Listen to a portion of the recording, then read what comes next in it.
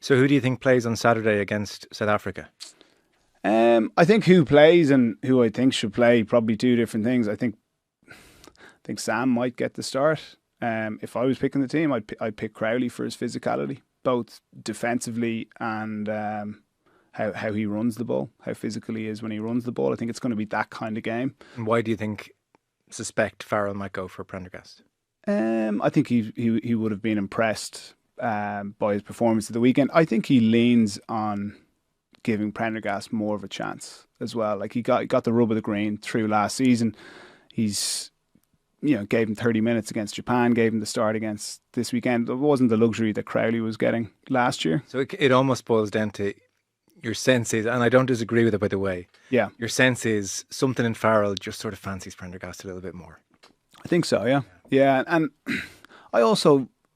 I think Crowley to manage the first 50, 55, 60 minutes, and Sam's unpicking of the South African team in the final 20 minutes, that could work. But on the flip side, Crowley's impact off the bench was excellent. So they're both going to have a big say at the weekend. Yeah, I think Farrell is using the out half as an impact sub now, which we don't see other teams using a whole lot. Do you know, maybe the way to phrase it now is, well, isn't this a positive that they're both playing well? Yeah. It's been a slightly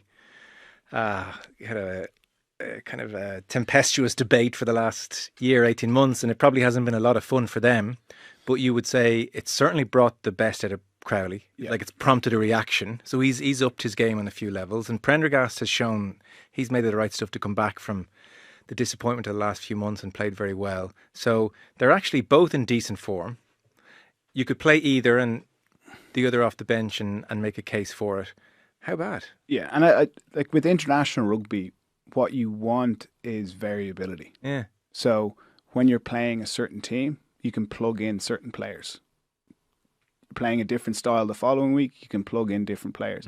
And what also that means from an opponent's perspective is if they're looking to scout how Ireland are going to play and scout whether it's Prendergast or Crowley or Harry Byrne, makes their job a lot harder. As opposed to going, right, well, we've got Johnny Sexton coming up this week. We know, look, he's a brilliant player. There's lots to his game, but we know what he's going to do. Yeah, we've 300 matches to analyse. Yeah. But so then a final one on all this, because it has been said, like with the view to the World Cup, you want to know who your 10 is. You want a de facto starting 10. That's kind of received wisdom that we all take now.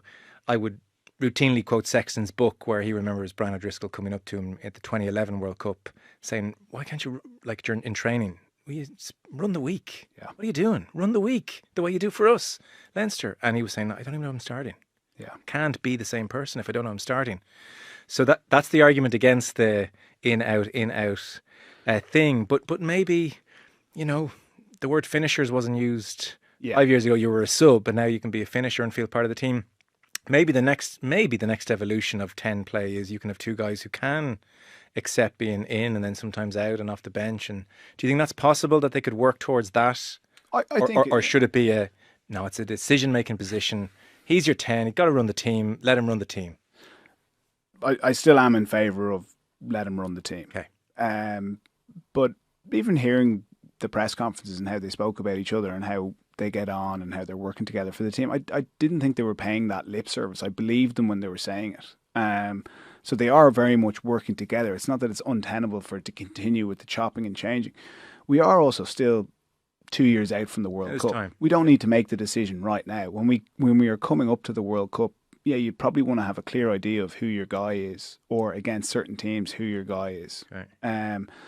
But for the moment, I'm happy to see them chop and change and thrash it out, and both kind of doing all right under the circumstances. Yeah, well, like even that's the most important thing. The great thing is about sport. We were talking about it before coming on air. A week is a long time in sport. Like last week, I was kind of implying that Andy needs to lift these two guys up because it's a weaker position in the Irish team. Whereas at the weekend, that wasn't the case. They weren't the out half position at the weekend was not one of Ireland's weaker positions. It was one of our strongest positions. Yeah. And that's in the space of a week. It's changed the whole complexity of it. Yeah. And as opposed to looking for alternatives, they're saying we can work with these guys. And there certainly is enough quality there. Two quality out halves.